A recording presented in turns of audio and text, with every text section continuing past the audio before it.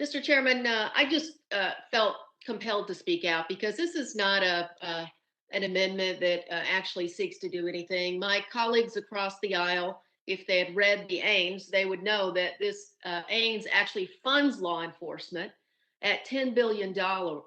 So your argument that this weakens police is just shallow.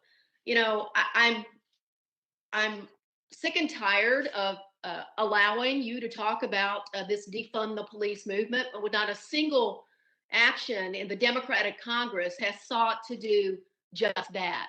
And I'm going to tell you, you talk about crime rates across this country. If you're going to talk about violent crime being on the rise across the nation, you know, maybe we should also look at Republican run cities like Tulsa, Jacksonville, and Fresno, and in cities that have increased police spending over the last year, like Houston and Nashville.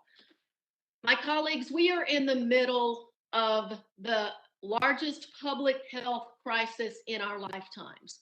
We are in the middle of a gun violence epidemic in our country. We are in the middle of a mental health challenge in our country.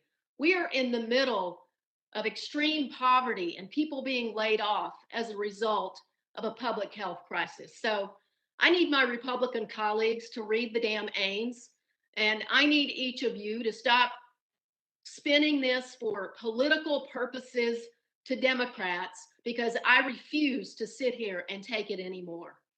And I don't represent the city of Minneapolis. I represent a southeastern Minnesota congressional district that starts about 20 minutes from the city of Minneapolis. And, you know, I just want to go back to the point of a couple of points that have been made by my colleagues. The first is, you know, what happened in Minneapolis last summer.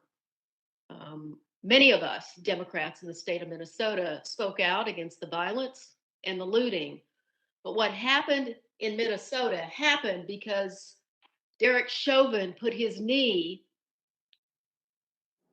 on George Floyd's throat and murdered him, and we all watched it.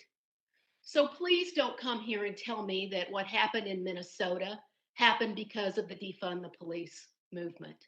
There is no movement, it is a fraction. You all get so upset when we talk about QAnon, when we talk and compare you to your colleagues who support and stand next to QAnon supporters.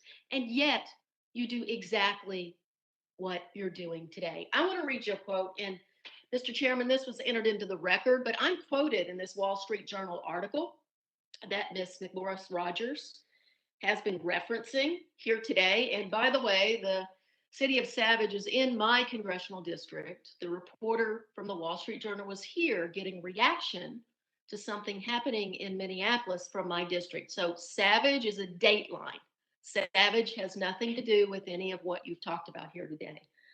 But my quote in this Wall Street Journal article says, "My friend and colleague Tom Emmer knows that it's complete bullshit that I've ever supported the defund the police movement. And yet he leads the National Republican Campaign Committee. And not only will they try to stick that to me, but they will try to stick that to every other swing district Democrat across this country." My colleagues, this amendment is nothing but a part of that effort. We are here today, a Democratic majority in Congress, the majority on energy and commerce, to pass a bill that will fund 911 and law enforcement $10 billion. Any of my Republican colleagues here tonight who vote against this AIMS are voting against funding law enforcement in our country. It is a sad day, quite frankly, when we think of these serious problems that my Republican colleagues see as a political opportunity to be exploited for votes, rather than sitting down and have a difficult conversation and doing the hard work of figuring out how we support law enforcement and how we support justice in policing across our country.